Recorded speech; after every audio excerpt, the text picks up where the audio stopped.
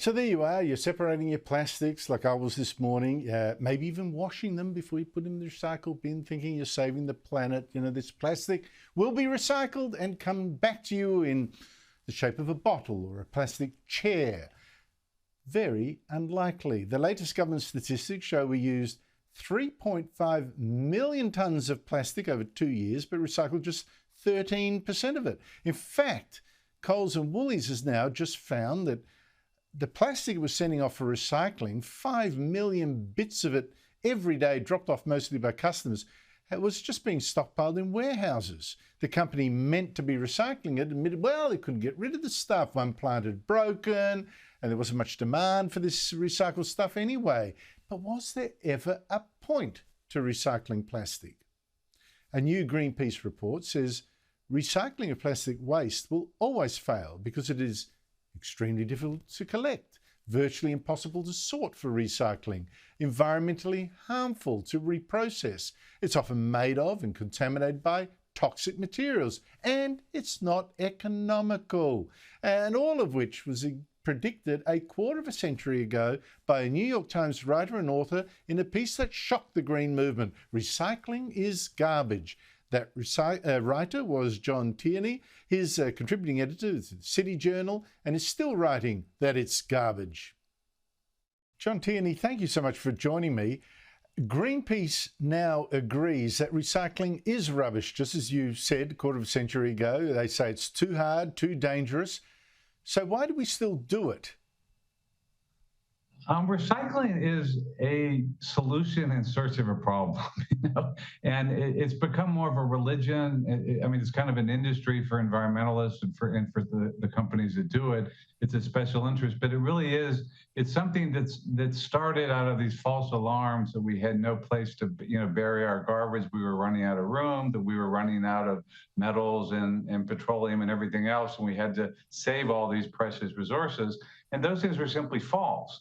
And ever since then, we started doing this. We told people it was good for the planet, it was good for the economy, it was good for everything, and none of it was true. But once it got going, it just became this religion and this industry that people want to keep going. I always try to tell people, all the stuff in your recycling bin, it came out of the ground. What's the problem with just putting it back in there? There's really no reason to do anything else with it usually. Greenpeace is suggesting clearly that the answer to this is to ban plastics completely. Is that a good idea? Oh, it's a terrible idea. I mean, it's bad for people. These wonderfully convenient and cheap products that are that are especially helpful to poor people. Things are much cheaper. They're much better product, and they're also better for the environment generally. The great example is banning plastic grocery bags, those thin, bags that in the United States we used to get them commonly, and now they've been banned.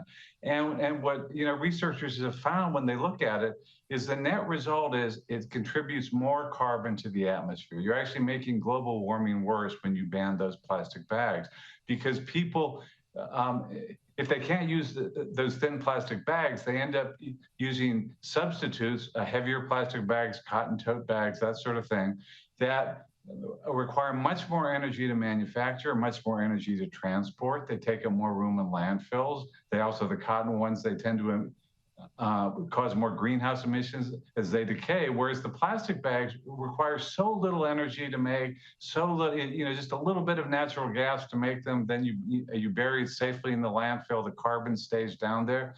So you end up adding carbon dioxide to the atmosphere when you ban these plastic products. And plus you make people's lives so much less, convenient. I mean, banning plastic straws, as we've done in the US, that's hard for people with disabilities to use these paper straws that can't bend. I mean, there's so many inconveniences, and I mean, it's bad for humanity and bad for the planet. I mean, the real reason this goes on, I mean, partly for Greenpeace, they need some new cause now to keep raising money and to keep paying people now that recycling has failed so much. And as you say, it is this sort of, right of genuflection. It appeals to people's hoarding instincts. It's kind of it's a sacrament of the green religion, I'm going to do this. And banning it appeals to some of the same instincts that, we must ban these sinful products. But they're actually they're so much better for people and for the environment. They're so useful too, use and throw away. But just to go back to the solution that you suggested near the start, is dumping plastic as landfill a terrible thing? You made it sound like it's no big deal, but some people would be horrified. There's plastic in the ground for centuries to come. Well, the thing is, this plastic all came out of the ground. I mean, it was there in the form of oil or natural gas, and now, which could conceivably leak and do something with groundwater when it's there as petroleum. When you make it as plastic, it's just going to stay there. It's not going to decompose. And today's landfills, they're lined. They've got these linings, they're monitored. I mean, nothing happens to that plastic once it goes back in the ground. It just sits there. And that land isn't lost either, because what happens after you fill up a landfill is you cover it with grass and you turn it into a golf course or a park. I mean, we found, for instance, here in New York, the old dump here, which had none of these environmental safeguards required today. Even there, the garbage doesn't really cause any problems. It just sits there, not much happens, and they've turned it into this beautiful nature preserve. Now that they've got trees, they've got grass there, and that's what happens to it. I mean, the stuff came out of the ground, put it back in there, and it doesn't bother anyone. Whereas when you put it in a recycling bin, if you put your plastic bottle in a recycling bin, there is no market for it. And as you said, we used to ship it all to China, and now China won't take it anymore. So now it tends to go to other countries in Asia, like Malaysia, Indonesia, and there it gets mismanaged. Some of it's just burned with toxic fumes. Some of it's just illegally dumped straight into rivers that end up in the ocean. And even when it is reprocessed at these plants, they're very primitive facilities in these countries, and they allow some of the plastic to leak into the ocean. And virtually more than 99% of all of the consumer plastic pollution in the ocean comes from developing countries that have this mismanaged waste. So we should not be sending them our plastic. We should be burying it nearby in a landfill so it goes nowhere near the ocean. John Tierney, you've given much pause for thought here. I suspect a lot of people don't want to hear it, but that's the thing with the truth quite often. Thank you so much indeed for your time. Thank you, Andrew.